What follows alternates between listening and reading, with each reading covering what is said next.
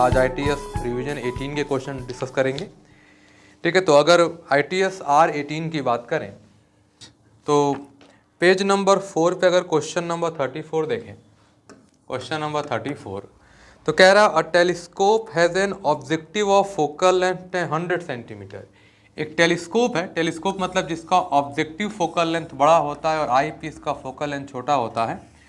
तो कह रहा है कि टेलीस्कोप है जिसका ऑब्जेक्टिव फोकल लेंथ मतलब FO दिया गया है 100 सेंटीमीटर, और कह रहा है इसका जो आई पीस का फोकल लेंथ है FE वो दिया गया है 5 सेंटीमीटर। कह रहा है what is the magnifying power of telescope when it is in normal adjustment. तो अगर मैग्नीफाइंग पावर की बात करें, पहले सबसे बेसिक फॉर्मूला होता है बीटा अपॉन अल्फा, और कई बार एंगल भी आपसे पूछा जाता है, ठीक है ना। अगर टेलीस्कोप के लिए स्पेसिफिकली बात की जाए तो टेलीस्कोप के लिए मैग्नीफाइंग पावर का फॉर्मूला क्या हो जाता है, ये हो जाता है हम लोग का -FO अपॉन UE। ये वाला फॉर्मूला अपने को देखने को मिलता है। और अगर UE की वैल्यू FE के बराबर हो जाए तो मिलेगा -FO अपॉन FE। क्लियर है, ये अपने को फॉर्मूला देखने को मिलेगा। तो अगर नॉर्मल एडजस्टमेंट की बात कर रहा तो हम लोग क्या कर दें, FO अपॉन FE अगर करें तो 100 अपॉन 5 का मतलब कितना हो जाएगा 20, और 20 इसका करेक्ट आंसर है हम लोग का। मैग्नीफाइंग पावर का फॉर्मूला हो जाता है -FO अपॉन FE, मतलब हो गया -100 अपॉन 5। ये कितना आ गया 20, वैल्यू कोई यूनिट नहीं, कोई डायमेंशन नहीं होता है। ऑप्शन नंबर 3 इसका करेक्ट हो जाएगा, ठीक है ना। स्क्रीन पॉज करके लिख सकते हैं आप। ओके, क्वेश्चन नंबर 35 कह रहे थे intensity ratio of two interfering beams of light. Question number 35 की बात करें तो intensity ratio of two interfering beams of light is beta, what is the value of. तो कह रहा है अगर दो वेव इंटरफेयर कर रहे हैं उनके इंटेंसिटी का रेशियो अगर बीटा है तो फिर कह रहा है बताइए I max minus I minimum upon I max plus I minimum कितना होगा। और मैंने बता रखा है ये इसकी है फ्रिंज विजिबिलिटी। क्या बुलाते हैं इसको हम लोग, फ्रिंज विजिबिलिटी, जिसका फॉर्मूला होता है 2 टाइम्स ऑफ रेशियो का इंटेंसिटी का रूट अपॉन बीटा प्लस 1। कौन सा हो गया, ऑप्शन नंबर 2 करेक्ट होगा। इसको याद रखा जाता है, मैंने याद कराया था 2√n upon n plus 1। n की वैल्यू यहाँ कितना दिया हुआ है beta, beta will be the answer. जिसे कहते हैं फ्रिंज विजिबिलिटी। क्या बोला था इसको, फ्रिंज विजिबिलिटी। ओके, अगले क्वेश्चन की ओर बढ़ा जाए तो अगला क्वेश्चन अपना अगले पेज पर पेज नंबर 5 पे दिया हुआ है। क्वेश्चन नंबर अगर 47 की बात की जाए तो इसमें कह रहा है fish is a little away below the surface of lake. एक फिश है जो लेक से थोड़ा नीचे है। If the critical angle is 49 degree. याद कीजिए मैंने सिलेबस में बताया है, आपके नोट्स में है आपके।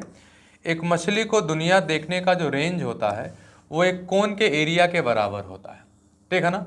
और इसके बाद की जो रे है वो इमर्जिंग होती है, ग्रेजिंग इमर्जेंस शो करती है। और ग्रेजिंग इमर्जेंस का मतलब हो गया this is angle critical angle, तो ये भी कितना हो जाएगा क्रिटिकल एंगल के बराबर हो जाएगा। सेम यहाँ हो जाएगा।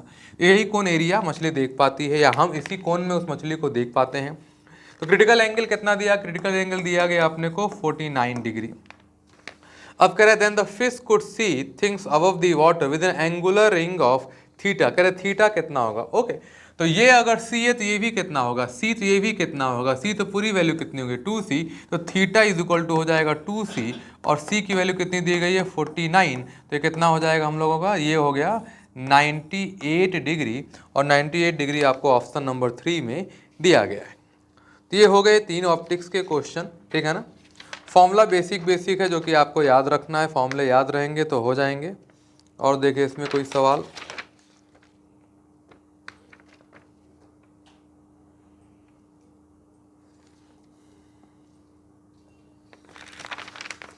ओके। तो ऑप्टिक्स के यही 3 क्वेश्चन इसमें देखने को मिले अपने को, ठीक है। तीनों का अपना अपना बेसिक याद रखिएगा।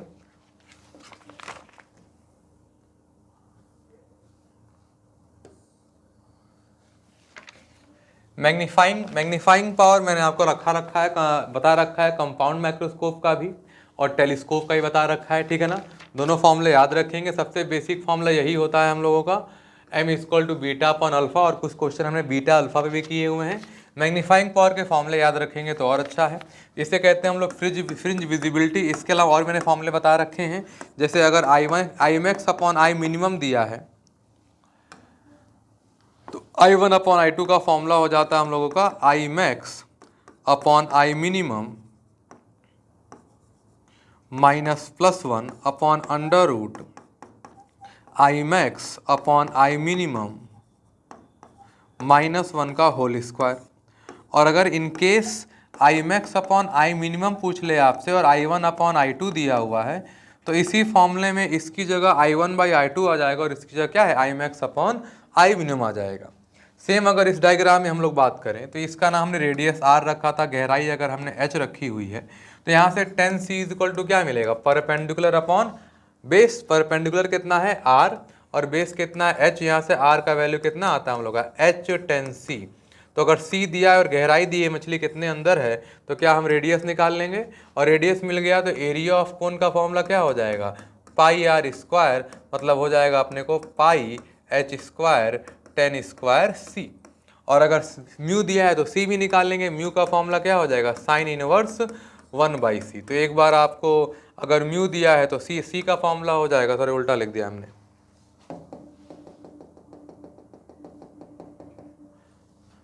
ओके। तो sine c is equal to क्या होता है, sine c is equal to होता है 1 अपॉन म्यू, तो c इज इक्वल टू क्या हो जाएगा, साइन इनवर्स 1 अपॉन म्यू। अगर म्यू दिया होगा अक्सर तो वाटर होता है, अगर म्यू दिया है तो c मिल जाएगा, c मिल जाएगा, इस्तेमाल करेंगे तो क्या मिल जाएगा, एरिया मिल जाएगा। और क्या पता आपको c दिया हो, r दिया हो, म्यू पूछे तो वो भी निकाल सकते हैं। तो ये दो बेसिक फॉर्मूले हैं, इसका इस्तेमाल कर लो और इसका इस्तेमाल कर लो, आपको सारा डेटा मिल जाएगा। r चाहिए, h चाहिए, c चाहिए या म्यू चाहिए, ये चारों लिंक हैं। आप देखें यहाँ r और h लिंक है c के साथ और वहाँ c लिंक है म्यू के साथ, तो r, h, c और म्यू चारों आप एक साथ क्या है कैलकुलेट कर सकते हैं, ठीक है। तो ये क्वेश्चन नंबर 47, इससे भी क्वेश्चन आते हैं, आ सकते हैं, नीट में आया हुआ है इसके ऊपर क्वेश्चन। तो ये कुछ ऑप्टिक्स के क्वेश्चन है, बाकी और भी कोई भी डाउट होगा आप मुझे कमेंट बॉक्स में बताइएगा, ठीक है ना। ये बेसिक क्वेश्चंस हैं, इसके अलावा कोई भी डाउट है आप मुझे बता सकते हैं, मैं वहाँ आपको डिस्कस कर लूँगा।